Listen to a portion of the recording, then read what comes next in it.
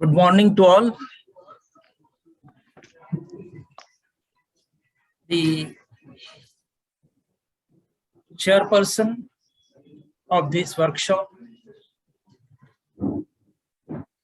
Honorable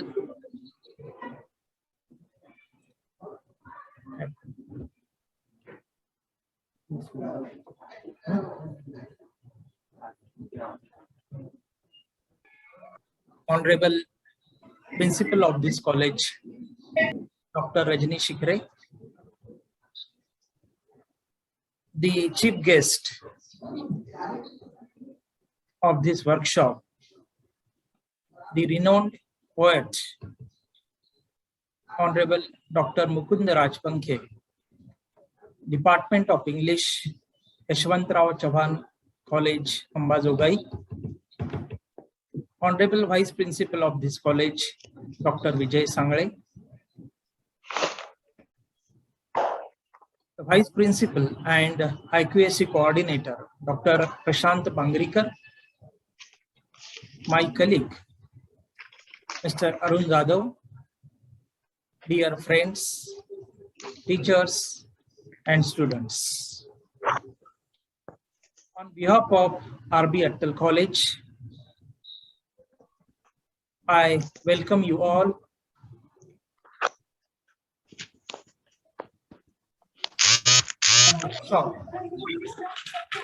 on appreciation of poetry. Friends, as you know, there are various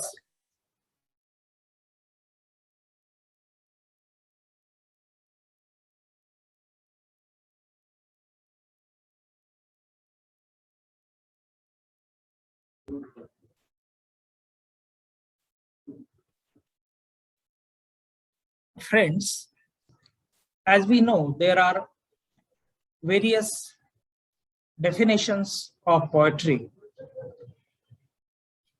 William Wordsworth, the greatest nature poet, he wrote a book in 1798, and the book is the book called as Lyrical Ballads. In that book, William Wordsworth wrote a very beautiful definition of poetry. He wrote, poetry is the spontaneous overflow of powerful feelings. It takes its origin from emotions recollected in tranquility. Wordsworth म्हणतो, कविता म्हणजे काय? तर उत्कट भावनांचा सौंदर्य आविष्कार, अशी सुंदर व्याख्या वर्ड्सवर्थने केलेली आहे. काही कवींच्या मते कविता म्हणजे सृजनशील आत्म्याचा उच्चार. कविता म्हणजे भावनेत भिजलेला शब्द. कविता म्हणजे निशब्दाला शब्दात आणण्याचे साधन. अशा वेगवेगळ्या व्याख्या अनेक कवींनी कवितेच्या केलेल्या आहेत. कधी कधी आश्चर्य असं वाटतं की कवींना कविता कशा सुचत असतील, त्यांना नेमके शब्द कसे सुचत असतील.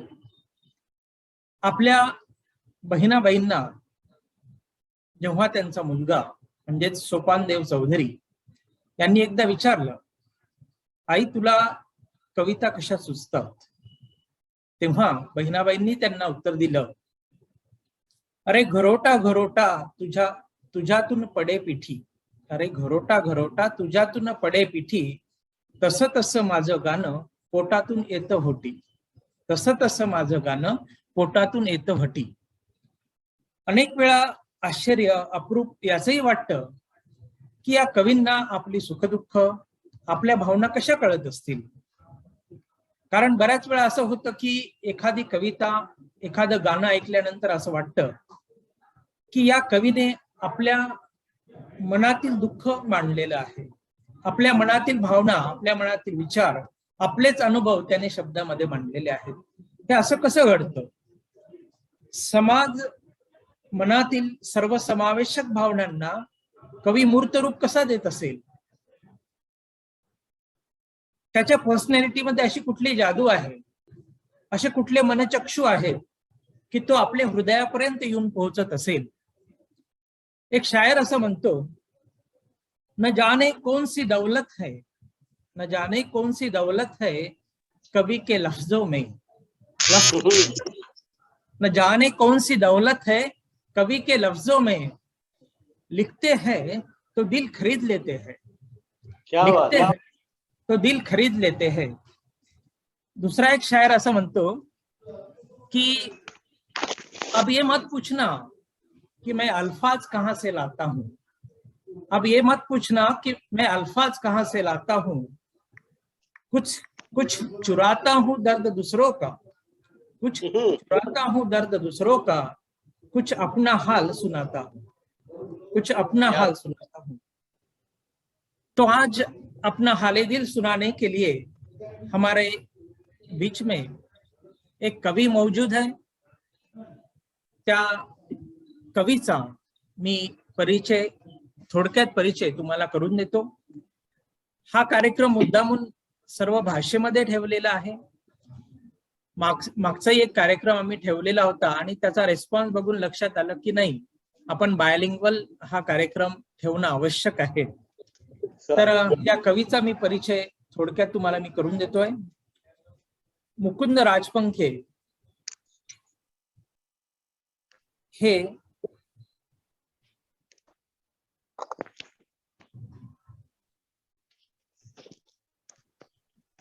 यशवंतराव चव्हाण महाविद्यालय अंबेजोगाई येथे इंग्रजी अध्यापनाचं ते काम करतात.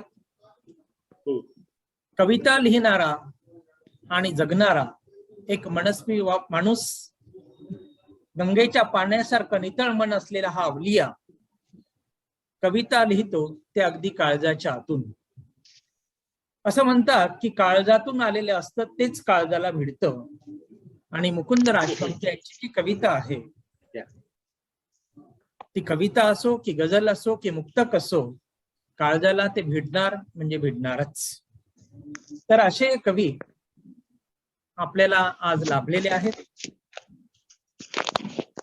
त्यांना अनेक महत्वाचे पुरस्कार मिळालेले आहेत. सरांनी मला परिचय पत्र त्यांचं पाठवलं होतं, पण थोडा टेक्निकल अडचणीमुळे तो फॉन्ट माझ्या मोबाईल मध्ये नसल्यामुळे ते मला काही वाचता येणं शक्य नाहीये. तरी सरांच्या अनेक कविता सोलापूर विद्यापीठामध्ये सुद्धा अभ्यासक्रमामध्ये समाविष्ट करण्यात आल्या होत्या. नागपूर इथे त्यांना 2 वेळा गझल सम्राट हे पारितोषिक त्यांना मिळालेलं आहे. अनेक साहित्य संमेलनाचे अध्यक्ष म्हणून त्यांना बोलावण्यात आलेलं आहे, त्यांचा गौरव करण्यात आलेला आहे. युट्यूबवर त्यांच्या अनेक कविता, त्यांच्या अनेक व्हिडिओज उपलब्ध आहेत. या कवीचे 2 पुस्तकं सुद्धा प्रकाशित झालेले आहेत.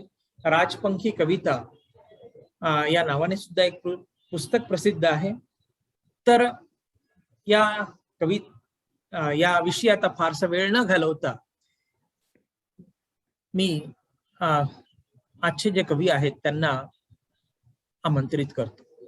Doctor Mukund Rajpankhe sir.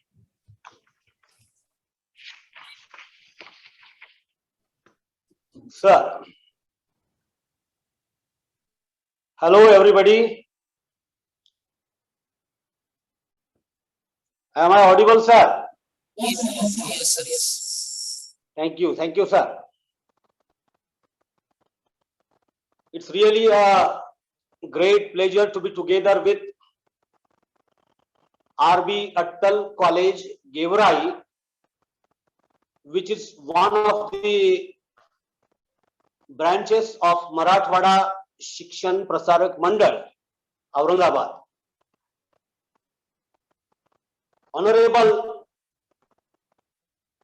Prakash Dada Solanke, the president of our MSP Mandal. Honorable Satish Bhau Chauhan, Secretary of Marathwada Shikshan Prasarak Mandal, Honorable Pandit Saheb, who looks after RB Attal College and who is the member of our central body of Marathwada Shikshan Prasarak Mandal, Honorable Principal of our college, Dr. Rajnitai Shikhare, the convener of this event, workshop on appreciation of poetry, Dr. Praveen Sonwane, one of my very close and dear friends, organizing secretary of this program, Mr. Arun Jadhav, Vice Principal Dr. Vijay Sangle sir, Dr. Prashant Pangrikar sir, and the faculty who is connected here with this typical program, and dear students of RB Attal College. Dear friends, Department of English deserves a word that we call congratulations for organizing this activity. From last 2 years, we the people are witnessing a kind of separation from education. A little different education is seen by us in these days. This online mode is now not a new thing for us. More than 1.5 years has already gone, and we have been continuously communicating to our dear students with this online mode. So various programs, various activities, student level activities are running through this online mode with the help of Google and etc. So, learning poetry, learning prose, learning drama, learning novel, learning criticism, almost all branches of literature are introduced to the syllabus of the students at BA, BCom, BSc, even at post-graduation level. The basic question is, why do we learn literature? And the sub question comes, why do we learn poetry?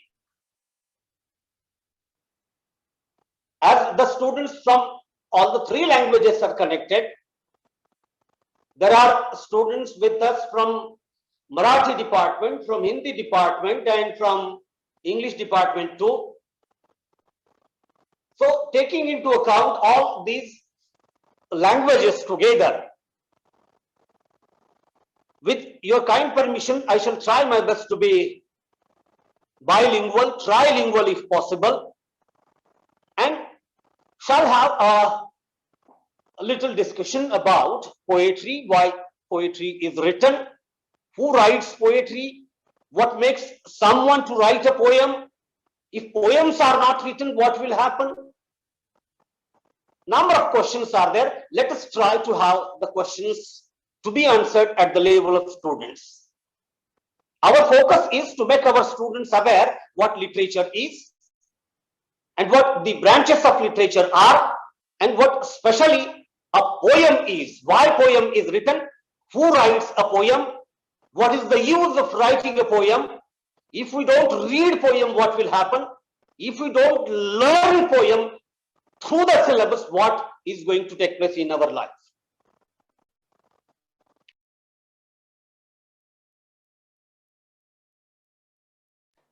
आपल्याला विचारूया. ज्ञानेश्वर नावाची व्यक्ती आपल्याला माहित आहे. संत तुकारामांचं नाव आपण सगळ्यांनी ऐकलेलं. बहिणाबाई चौधरी हेही नाव आपल्या सगळ्यांच्या कानावर आहे. आपल्या अवतीभोवती असलेले खूप सारे नावं, ज्या लोकांचा उल्लेख आपण कवी म्हणून करतो, ह.मु. शिंदे सरांचं नाव आपल्याला माहित आहे, राजेसाहेब कदम हे कवीचं नाव आपल्याला माहित आहे, आपल्या महाविद्यालयात कविता लिहिणारे हिंदी विषयाचे प्राध्यापक बंधू आपल्याला माहित आहेत. या सगळ्या लोकांनी मनातली गोष्ट सांगण्यासाठी, ज्याच्याबद्दल प्रवीण सर थोड्या वेळापूर्वी म्हणाले, काय म्हणाले, विलियम वर्ड्सवर्थची व्याख्या त्यांनी आपल्या समोर ठेवली. What is poem? Poetry is spontaneous overflow of powerful feelings. कविता म्हणजे भावनेचा उत्कट आविष्कार, भावनेचा उत्कट, सहज, sudden outburst of human feelings. तुम्ही चटकन काय म्हणता, एखादी गोष्ट पाहिल्याबरोबर तुमच्या मनात काय येतं, दॅट इज पोयम. तुम्ही खूप वेळ विचार करून नंतर काही बोलता का, that is also poem according to William Wordsworth. त्यासाठी दुसरा वाक्य अंश, ज्याला क्लॉज आपण म्हणतो, दुसरा क्लॉज जोडला. What is poem? Poetry is emotions recollected in tranquillity. Emotions recollected, जरा शांत चित्तानं भावनांचं एकत्रीकरण, विचारांचं एकत्रीकरण करणं, अशा भावना ज्या समाजाला सुख देतील, असे विचार जे समाजाला आनंद देतील, अशी गोष्ट जी ऐकल्यावर अंतःकरणाला प्रसन्नता मिळेल, अशी गोष्ट जी बघितल्याबरोबर मन प्रसन्न होऊन जाईल. या ज्या अवतीभोवती घटना आणि गोष्टी आपल्या अवतीभोवती घडत राहतात, त्याकडे तुम्ही कसं बघता? How do you look at?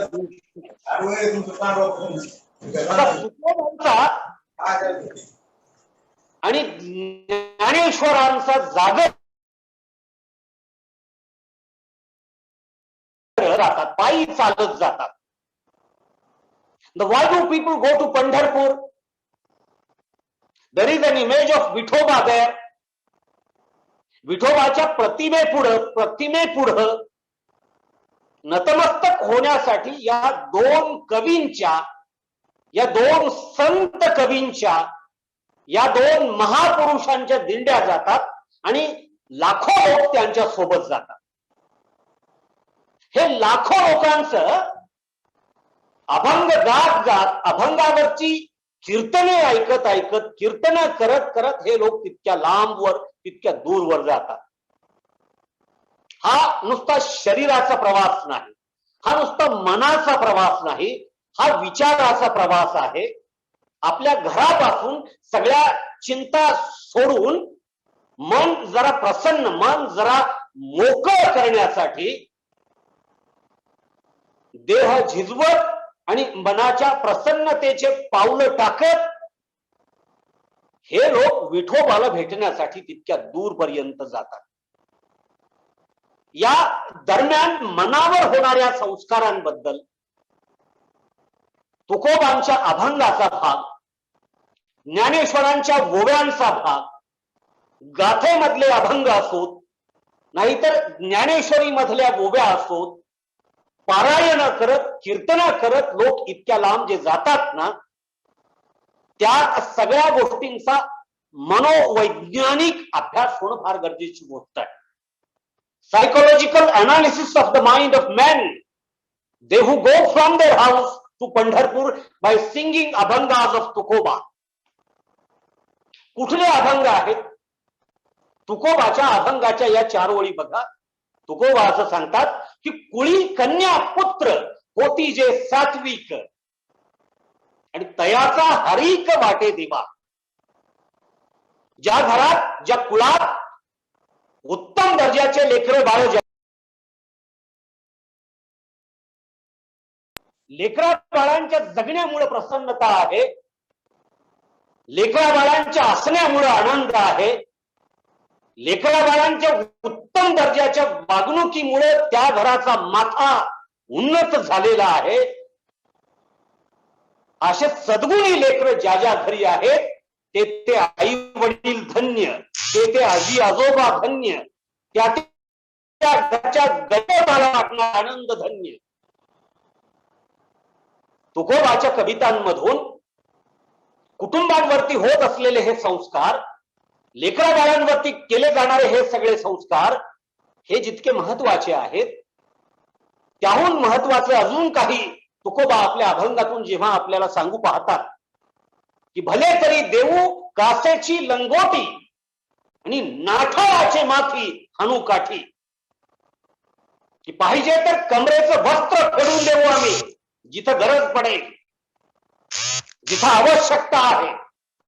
आम्ही हेही पाहणार नाहीत की आमच्याजवळ काही उरलं आहे की नाही.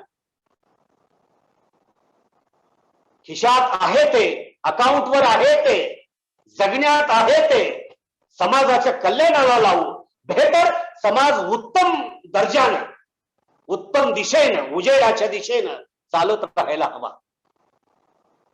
हे नाठाळाचे माथी हाणू काठी असं जे तुकोबा म्हणतात ना, ते जरा नीटपणे समजून घेतलं पाहिजे मित्र. कविता केवळ तुमच्या माझ्या जगण्यातला आनंद सांगण्यासाठी आहे असं नाही. कविता तुमच्या माझ्या जगण्यातलं दुःख सांगण्यासाठी आहे. जरा आपल्या अभ्यासक्रमाच्या कवितांकडे एकदा नजर वळवून पहा. BA आणि BSc प्रथम वर्षाच्या अभ्यासाला असलेली एक कविता बघा. काय कविता आहे की one day I wrote her name upon the strands, the waves came and dashed away. 16व्या शतकातला एडमंड स्पेन्सर हा कवी या 13वीच्या लेकरांना काही सांगू पाहतो आहे. काय सांगू पाहतो आहे? जे मराठीच्या एक कवीने लिहिलंय, प्रशांत मोरे नावाचा मराठीचा कवी आहे. कल्याणच्या महाविद्यालयात उपप्राचार्य असलेले प्रशांत मोरे आपल्या एका कवितेत असं लिहितात, लेकर हो, तुझ्या नावाचं गोंधळ हातावरी गमिरबीन, तुझ्या नावाचं गोंधळ हातावरी गमिरबीन, आणि याद येतात तुझी सजने हात मायेन फिरवीन. काय म्हणाले प्रशांत मोरे की तुझ्या नावाचं गोंधळ हातावरी गमिरवीन. Now let us connect Prashant More and Edmund Spenser या दोन कवींना आपण एकदा जुळवून बघूया. आपल्या 21व्या शतकाचा प्रशांत मोरे नावाचा कल्याणचा कवी मराठी कवितेमध्ये असं लिहितो की तुझ्या नावाचं गोंधळ हातावरी मिरवीन, आणि याद येता तुझी सजने हात मायेन फिरवीन. हे एका हळव्या तरुणाचं मनोगत लिहिण्यासाठी प्रशांत मोरे नावाच्या मनाचा संपूर्ण विकास झालेल्या आणि विद्यार्थ्यांचा प्रिय प्राध्यापक आणि उपप्राचार्य असलेल्या प्रशांत मोरे सरांनी हे लिहिलं की तुझ्या नावाचं गोंधळ हातावरी मिरवीन, आणि याद येता तुझी सजने हात मायेन फिरवीन. चला, एका इंग्रजी कवीकडे तुम्हाला मी मगाशी घेऊन गेलो, पुन्हा एकदा तिथंच जोडतो की one day I wrote her name upon the strands, then what happened? The waves came and dashed it away. The storm came and again wiped it away. लाठा आल्या आणि लिहिलेलं मोडून गेलं. वादळ वारा आला, वाळूवर लिहिलेलं मोडून गेलं लेकर हो. आणि त्या लिहिण्याला बघत बसलेली प्रेयसी कवीला सांगते की अरे हे काय करतो आहेस तू? What are you doing? Why are you writing my name unnecessarily on the sand? Why are you wasting your time? Am I going to immortal? मी यामुळं अमर अजरामर होणार आहे का? हे वाळूवर नाव लिहिल्यामुळं माझं जगणं अजरामर होणार आहे का? लाटा येतील, मोडून जाईल. इवन झाडांवरती बदाम काढून नावं लिहिणारे लेकरं आपण पाहिले आहेत. हॅपी न्यू इयरला रस्त्यावरती बदाम काढणारे लेकरं आपण पाहतो. जरा तरुणाईच्या मनावर उत्तम दर्जाच्या प्रेमाचा संस्कार व्हावा यासाठी BA आणि BSc प्रथम वर्षाच्या अभ्यासाला असलेली ही कविता आहे. त्या कवितेतली प्रेयसी प्रश्न विचारते, हे काय करतो आहेस, यामुळे काय मी माझं जगणं अमरत्वाकडे घेऊन जाणार आहे का? आणि मग त्याला त्याची चूक उमगल्यानंतर शेवटी तो असं म्हणतो, नाही, I shall right a poem and shall make you immortal. आणि एडमुंड स्पेन्सरनं मग सॉनेट नावाचा काव्य प्रकार हाताळून आपल्या प्रेयशीवरती, आपल्या प्रेमावरती, आपल्या सगण्यावरती, आपल्या भावनांवरती, विचारांवरती सुंदर दर्जाच्या कविता लिहिल्या लेकरं. डर सिनेमा आला होता, आपल्याला आठवत नसेल, तुमच्या काळाचा हा सिनेमा नाही. आम्ही तरुण असताना वयाच्या 20-21 मध्ये असताना हा सिनेमा आलेला होता आणि परळीच्या नाट टाकीमध्ये हा सिनेमा पाहिल्यानंतर वाईट वाटले, खूप वाईट वाटले.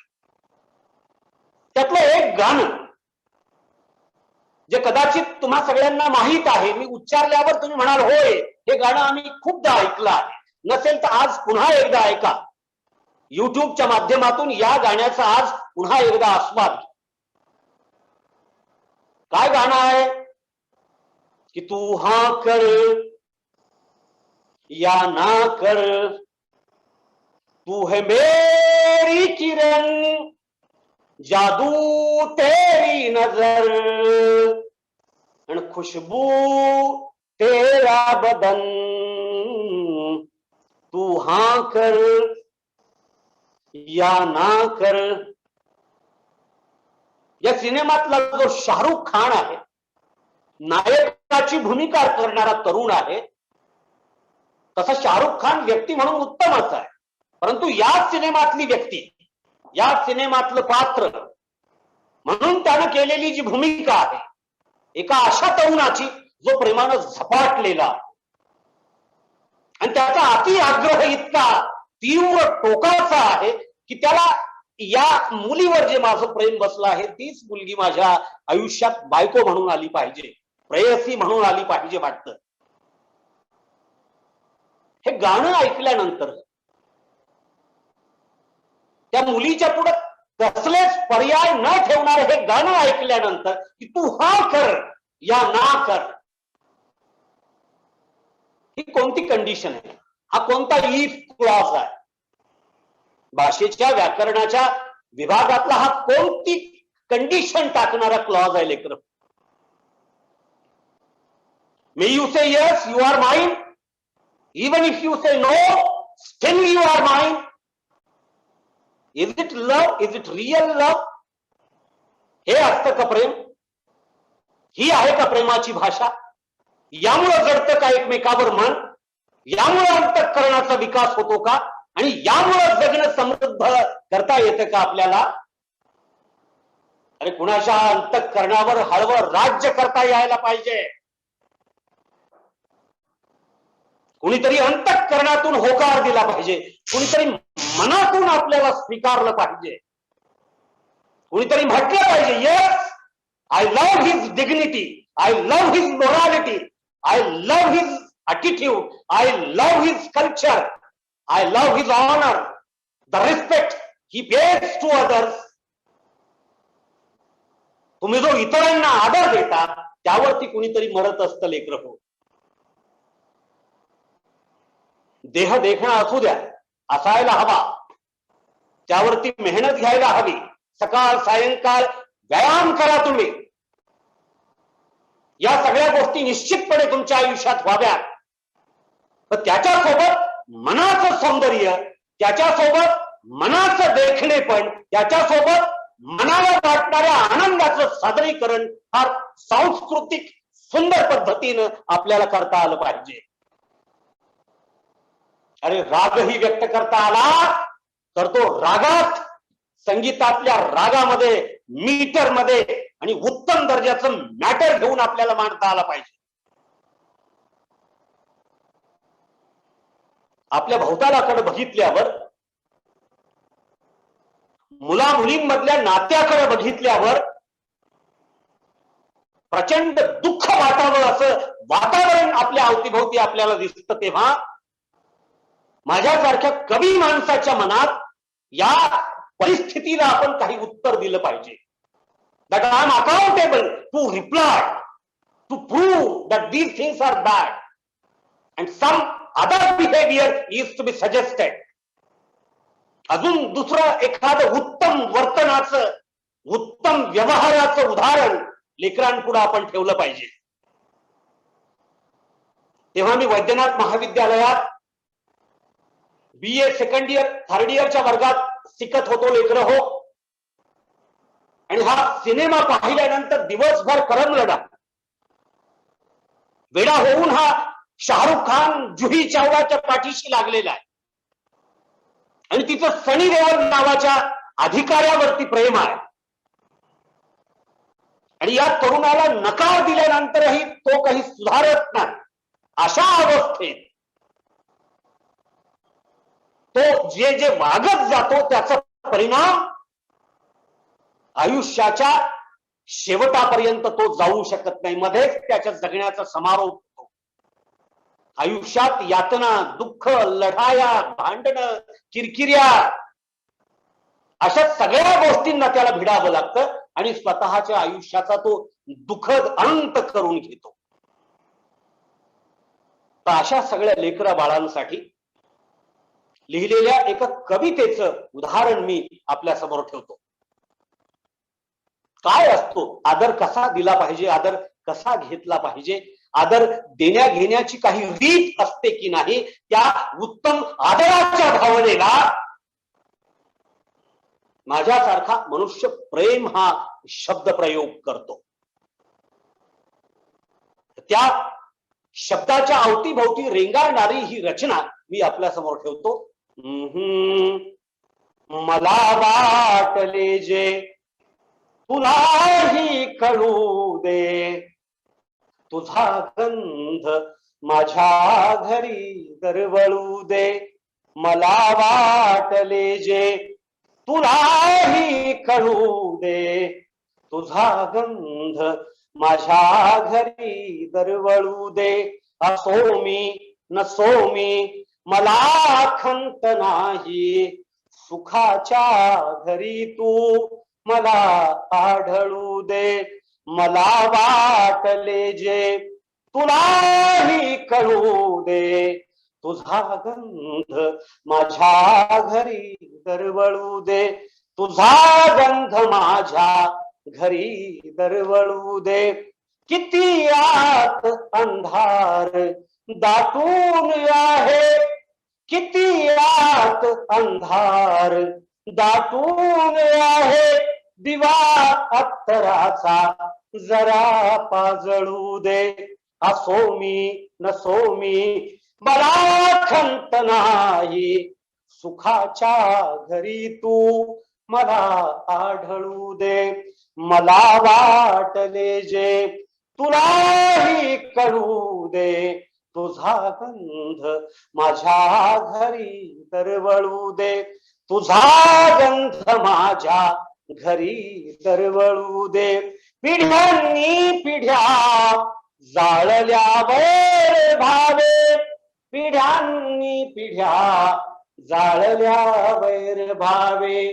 पिढ्यांनी पिढ्या जाळल्यावर भावे, पिढ्यांनी पिढ्या जाळल्यावर भावे. पिढ्यांनी पिढ्या जाळल्यावर भावे. जुना पीळ आता तरी मावळू दे. मला वाटले जे तुलाही कळू दे, तुझा गंध माझ्या घरी दरवळू दे. तुझा गंध माझ्या घरी दरवळू दे. तुझा गंध माझ्या घरी दरवळू दे. मला वाटले जे तुलाही कळू दे. आणि तुझा गंध माझ्या घरी दरवळू दे. आणि त्याच्या पुढे जाऊन असं म्हणालो की असो मी नसो मी मला खंत नाही. मे I live or may I die, that doesn't matter. What I feel is must be felt by you, or what you feel is to be properly understood by me. की तुला जे वाटतं ते मला वाटलं पाहिजे, मला जे वाटतं ते तुला वाटलं पाहिजे. हे दोघाच्या सारख्या वाटण्यावरती पुढच्या प्रवासाच्या विटा, पुढच्या प्रवासाचं जगणं, पुढच्या प्रवासाच्या वाटा आपल्याला सुचू शकतात लेकर हो. हे दोनही बाजूनं समाधानी असणं, दोनही बाजूनं आपुलकी जिव्हाळ्याचा व्यवहार असणं, दोनही खानदानांना, दोनही घरांना, दोनही गावांना, दोनही व्यक्ती आणि त्यांच्या वैचारिकतेला हे पटलं पाहिजे. हे कोणावरती लादून प्रेमासारख्या भावनेचं चीज होत नाही लेकर हो. प्रेमासारख्या भावनेत आनंददायी निर्मिती होत नसते. आपली अडचण ही आहे की आपण महाविद्यालयात शिकत असताना आपल्या मनावरती छान छान संस्कार व्हावे यासाठी आपल्या पुस्तकांमधून आपल्याला धडे अभ्यासाला दिले जातात, कविता अभ्यासाला दिल्या जातात, नाटकं अभ्यासाला दिले जातात, कादंबऱ्या, चरित्र, आत्मचरित्र अभ्यासाला दिली जातात. हे वाचत असताना त्यातल्या उत्तम माणसांना आपण फॉलो करायला शिकलं पाहिजे. त्यातल्या चांगल्या व्यक्तींकडून काही शिकलं पाहिजे आपण. अगदी सिनेमा पहा, सिनेमातली गाणी ऐका, ही गाणी सगळी उत्तम दर्जाच्या कविता असतात. पोवाडे आपण ऐकतो, हे सगळे पोवाडे उत्तम दर्जाच्या कविता असतात. आपल्या आया बहिणी जात्यावरती म्हणत होत्या त्या सगळ्या गोव्या, ती सगळी गाणी उत्तम दर्जाच्या कविता असतात. दैवतांच्या ठिकाणी गेल्यावर कानावर पडणारे तिथले गीत, हे सगळ्या गोष्टी कविता आहेत लेकर हो. त्यामुळे कविता हे उत्तम जगण्याचं शब्दबद्ध केलेलं रूप असतं. शिवाजी महाराज उत्तम दर्जाचं आयुष्य जगले म्हणून त्यांच्या जगण्यावरती पोवाड्यांच्या रचना झाल्या. त्या वाचलेल्या लोकांनी त्या पद्धतीने जगावं हे त्या लिहिणाऱ्यांची साधी साधी साधी अपेक्षा असते लेकर. आणि अपेक्षा वगैरे बाजूला ठेवा. ते लिहित असताना त्यांना होणारा आनंद, ते वाचत असताना आपल्याला होणारा आनंद, ते शिकवत असताना शिक्षकांना होणारा आनंद, या आनंदाचे आपण सगळे लोक भागीदार झालो पाहिजे. त्याशिवाय जगण्यामध्ये आनंद निर्मिती होणार नाही. मी आयुष्यभर यशवंतराव चव्हाण महाविद्यालयात विद्यार्थ्यांना इंग्रजी सारखा विषय शिकवत असताना जिथे जिथे गरज वाटेल तिथे तिथे हिंदीच्या, मराठीच्या उत्तम दर्जाच्या कलाकृतींचं सादरीकरण विद्यार्थ्यांपुढे आवर्जून करतो. कबीराचे दोहे असतील विद्यार्थ्यांना सांगायला हवे, तुकोबाचे अभंग असतील विद्यार्थ्यांना सांगायला हवे, प्रेमचंदांच्या कथा आणि कादंबऱ्या असतील विद्यार्थ्यांना सांगायला हव्यात. हे भाषेचं बंधन एकदा मनातून काढून टाकाले. Leave away. Linguistic differences must be left away. सोडून द्या. भाषा ती सुंदर आहे जी अंतःकरणाला कळते. भाषा ती सुंदर आहे जी मेंदूला कळते. तुमच्या मेंदूला, तुमच्या मनाला आकर्षित करणारी सगळ्यात सुंदर भाषा जर कुठली असेल तर ती कवितेची भाषा आहे. कारण ती हळव्या अंतःकरणाची भाषा असते, उत्तम दर्जाच्या विचाराची भाषा असते. त्यातून येणारे अलंकार तुमच्या माझ्या जगण्याला अधिक सुंदर करत असतात. आपण म्हणतो याला नीट बोलता येत नाही, याचा अर्थ याच्यावरती कवितेचे संस्कार झालेले नाही. आपण म्हणतो हा सारखा ओरडत राहतो, याचा अर्थ याच्यावरती कवितेचे संस्कार नीटपणे झालेले नाही. आपण म्हणतो त्याला नीट कळत नाही, याचा अर्थ त्याला भावार्थ कळण्याच्या जागा अजून उमगल्या नाही. त्यामुळे छोटं छोटं लिहित चला लेकर. माझ्या महाविद्यालयात यावर्षी मी पॅरेग्राफ रायटिंग वर्कशॉप घेतलं. सलग 7-8 दिवस आपल्या अभ्यासक्रमालाच भाग आहे तो. How to write a paragraph, how to write a poem, how to write a story. कशी लिहायची कविता, का लिहायची कविता, मला करमत नाही म्हणून कविता लिहा, मला सांगायचंय काहीतरी म्हणून कविता लिहा, मला बोलायचं नाही कोणाशी म्हणून कविता लिहा, मी कोणाला हात उगारणार नाही म्हणून कविता लिहा, मी दगड फेकून मारणार नाही म्हणून कविता लिहा, मी बॉम्ब ब्लास्ट करणार नाही म्हणून कविता लिहा, मी आज पेरणीला चाललो आहे याची कविता लिहा, मी बापासोबत कोळपे धरणार आहे त्याची कविता लिहा, मी आईसोबत स्वयंपाक करणार आहे त्याची कविता लिहा, मी आज छान कादंबरी वाचली त्यातल्या पुरुषांवरती लिहा, त्यातल्या स्त्रियांवरती लिहा. लिहा लेकर हो, लिहायला शिका, बोलायला शिका. आपल्याला नाचायला आवडतं, पण शास्त्रीय दृष्ट्या शुद्ध नृत्य काय असतं त्याचा अभ्यास करून एकदा नृत्यांगना, एकदा उत्तम दर्जाचा नृत्याविष्कार आपल्याला करता आला याच्या इतका आनंद नाही.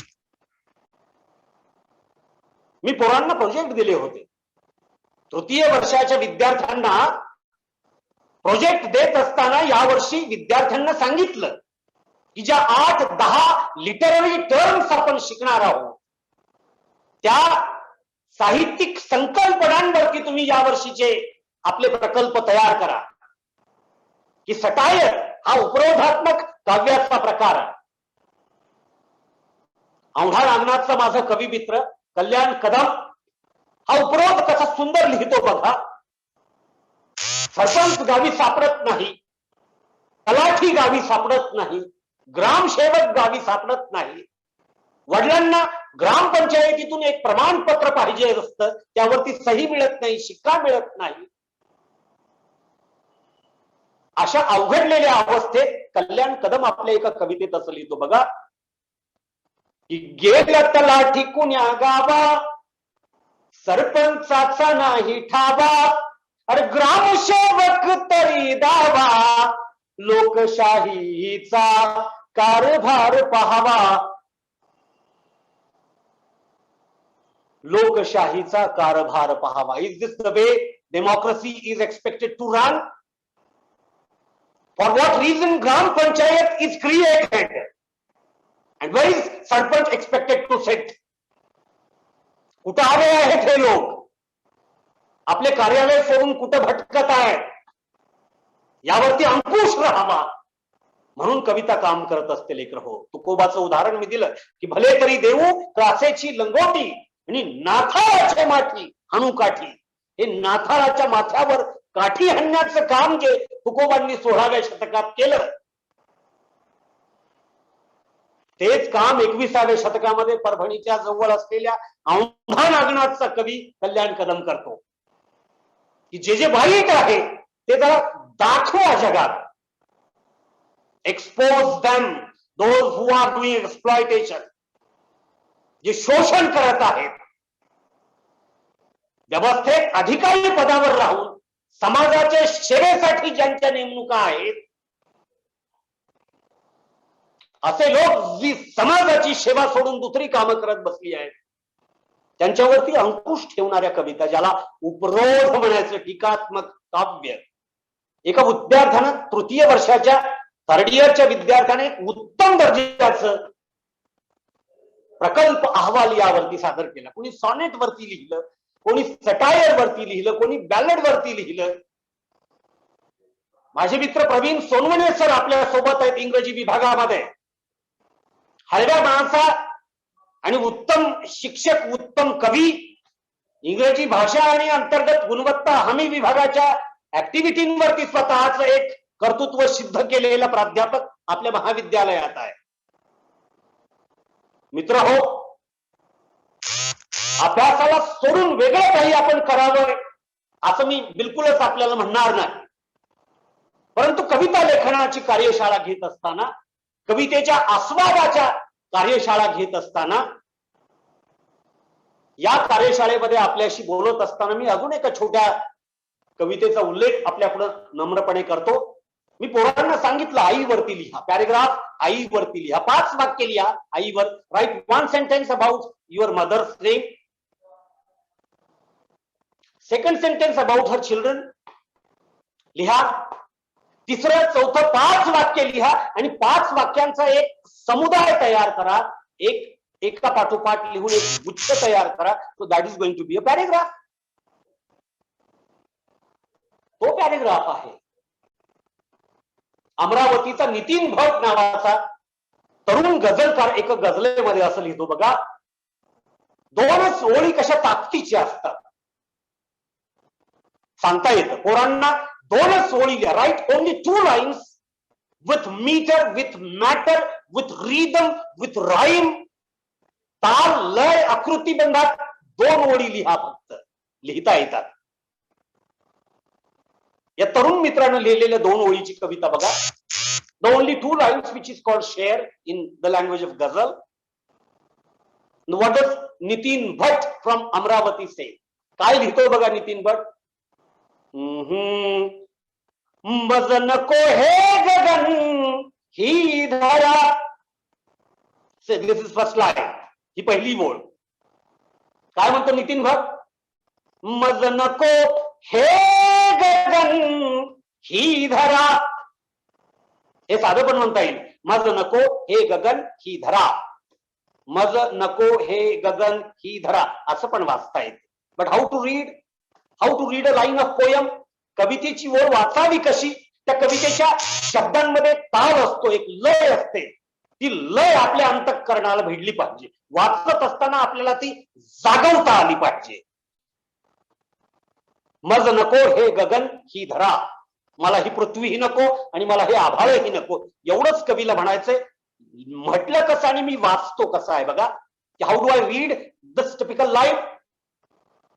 मज नको हे गगन ही धरा, दे मनाचा रिता कोपरा, दे मनाचा रिता कोपरा. काय ओळी आहे? 2. मज नको हे गगन ही धरा, दे मनाचा रिता कोपरा. The empty space of your heart offer me, have it to me, give it to me. I wish to have the space in your heart. बघा हे कुणीकडे आहे आणि शाहरुखचं ते गाणं कुणीकडे आहे? दर सिनेमातलं गाणं काय होतं? तू की तू हा कर या ना कर, तू है मेरी किरण. नितीन भट काय म्हणतो आहे की मज नको हे गगन हे धरा. That I don't wish to have this earth, I don't wish to have this sky, I don't wish to have this wealth, physical wealth that you have. I don't want anything. मला हे नको आहे.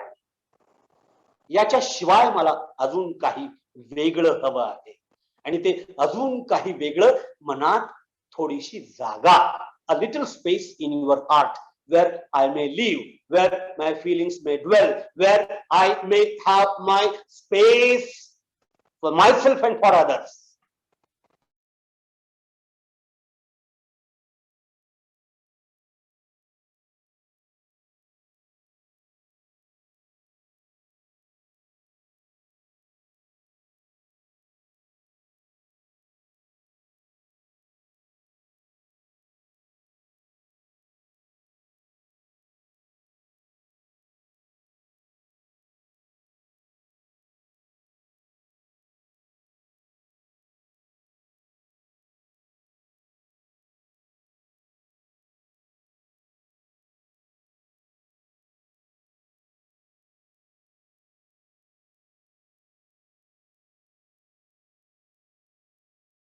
I make my students communicate with me.